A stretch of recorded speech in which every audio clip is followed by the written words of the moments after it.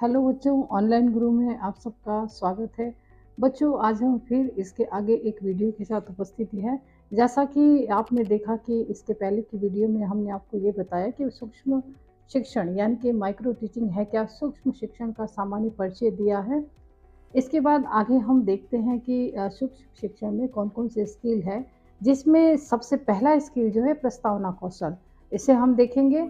अच्छा, इसके पहले बच्चों, अगर आपके पास जैसे आप जो लेसन प्लान लेते हैं, तो उस लेसन प्लान में उसके ऊपर जो विषय है, उसमें आपके लिखा होगा कि सूक्ष्म शिक्षण पाठ योजना। तो ये जो सूक्ष्म शिक्षण पाठ योजना जो एक पतली सी बुक दी जाती है, तो उसमें इसे लिखना है। इसमें टोटल आपको 5 स्किल दिए गए हैं, जो क्रम अनुसार आपको पढ़ना है और इसे प्रैक्टिकल भी करना है और साथ-साथ इसे आपको लिखना भी है। तो यहाँ पर हम देखते हैं सबसे पहला बच्चों कि सूक्ष्म शिक्षण में प्रस्तावना कौशल। अगर हम बात करें हेडिंग की, तो शुरू में आपको प्रकरण लिखना होता है। प्रकरण का मतलब है कि जो भी सब्जेक्ट, जो भी प्रकरण आप पढ़ा रहे हो, जैसे यहाँ पर मैंने होम साइंस का एक टॉपिक जो है प्रकरण लिया है, वस्त्रों की धुलाई एवं सुरक्षा। तो ये हम लोग का प्रकरण, आप साइंस में कुछ भी ले सकते हो, साइंस हो, इकोनॉमिक्स हो या फिर मैथ्स हो, आपका जो भी हो आप वो प्रकरण ले सकते हो। इसके बाद छात्र अध्यापक या छात्रा अध्यापिका का नाम, तो इसमें आपको जो भी नाम है वो मेंशन करना है।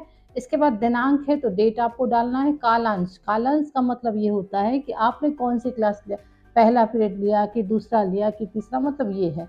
इसके बाद अवधि, तो इसमें अवधि कुल 6 मिनट की होती है।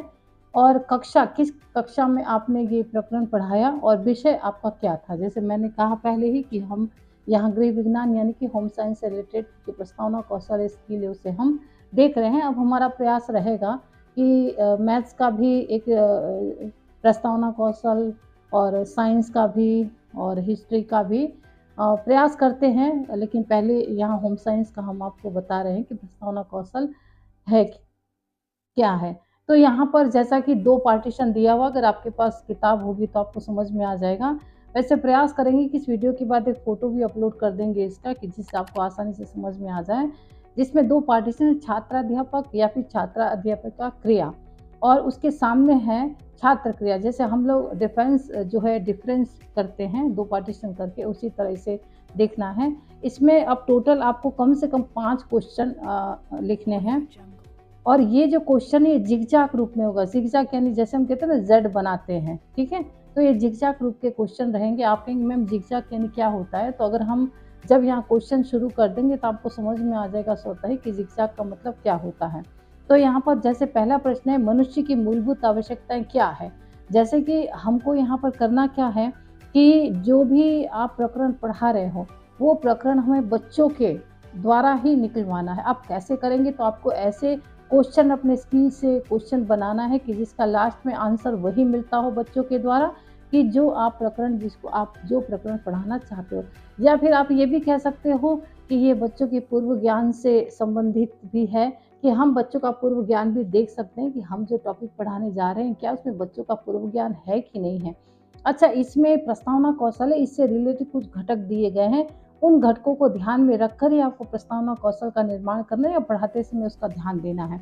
जैसे कि पहला है कि शिक्षक द्वारा संकेतात्मक प्रश्न पूछे गए। यानी प्रश्न का मतलब है कि जो आप प्रस्तावना कौशल में जो आप क्वेश्चन पुट अप करेंगे, वो क्वेश्चन संकेतात्मक होता है। यानी कि वो क्वेश्चन इस प्रकार के, वो क्वेश्चन ही संकेत के रूप में पूछे जाएंगे कि जो प्रकरण आपको पढ़ाना होगा वो प्रकरण ऑटोमेटिक बच्चों के द्वारा निकलेगा।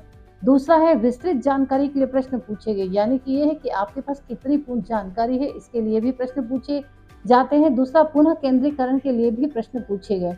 दोबारा आपको उस प्रकरण पे लाने के लिए भी प्रश्न पूछे गए। प्रश्नों को प्रेषित किया गया, ठीक है? यानी कि प्रश्नों को पूछा गया, आलोचनात्मक सशक्तता जागरूक करने का प्रयास किया गया, ठीक है? तो ये घटक है और इसके थ्रू ये घटक आपको लिखना भी और समझना भी है, और प्रस्तावना कौशल इसी से रिलेटेड है। तो जैसा कि हम प्रश्न आपको समझा रहे थे कि मनुष्य की मूलभूत आवश्यकता क्या है, तो सामने आंसर में बच्चों ने आंसर दिया कि मनुष्य की मूलभूत आवश्यकताएं रोटी, कपड़ा और मकान है। मतलब क्वेश्चन आपने पुटअप किया लेकिन उसका आंसर आपको बच्चों के द्वारा निकलवाना है। मतलब आपको ये कहना है कि बच्चों, मैं आपसे कुछ प्रश्न पूछूंगी, जिसको आता है वो अपना हाथ ऊपर करे। तो यहाँ पर जो बच्चा हाथ ऊपर करता है उन बच्चों से आपको स्टेप बाय एक के बाद एक आपको पूछना है। और आपको इस बात का ध्यान रखना है कि आपका ध्यान पूरे कक्षा कक्ष में पूरे बच्चों पर होना जरूरी है। किसी एक तरफ, किसी एक पर्टिकुलर, किसी एक बच्चों से आप क्वेश्चन नहीं कर सकते हो। तो यहाँ पर है, आपने क्वेश्चन किया, बच्चों ने जवाब दिया, आप आंसर क्या था? मनुष्य की मूलभूत आवश्यकता रोटी, कपड़ा और मकान है। ठीक है, तो ये इसी से रिलेटेड दूसरा क्वेश्चन आ गया कि हम अपना शरीर ढकने के लिए क्या पहनते हैं।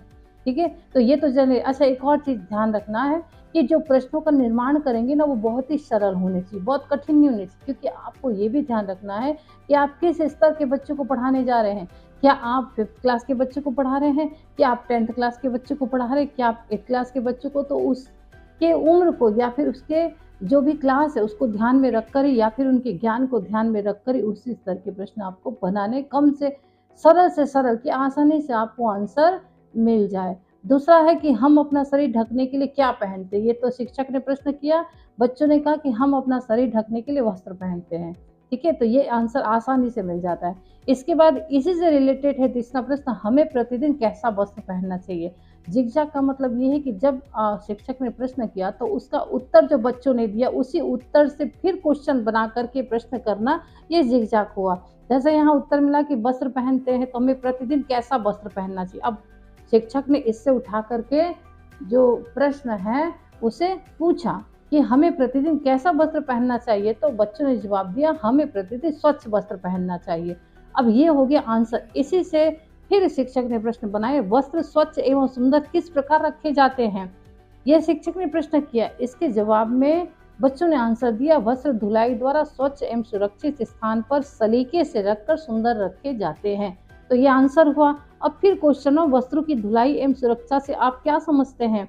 तो बच्चे, छात्राएं जो है, जो बच्चे निरुत्तर रह गए, क्योंकि अब उनके स्तर से ऊपर का प्रश्न है। ठीक है, तो आपका प्रकरण भी वस्त्रों की धुलाई एवं सुरक्षा। ठीक है, तो आंसर तो आपको यहीं पर मिल चुका है। तो ये जो है प्रस्तावना कौशल है, और आपको इस तरह से जो है ये स्किल डेवलप करना है। और आप जब इंटर्नशिप में जाएंगे उसके पहले स्किल बताया जाएगा। तो इस तरह से प्रस्तावना कौशल आपको क्लियर करना है। तो बच्चों, मुझे लगता है आपको समझ में आ गया। इसके बाद आगे की स्किल हम देखेंगे। Thank you.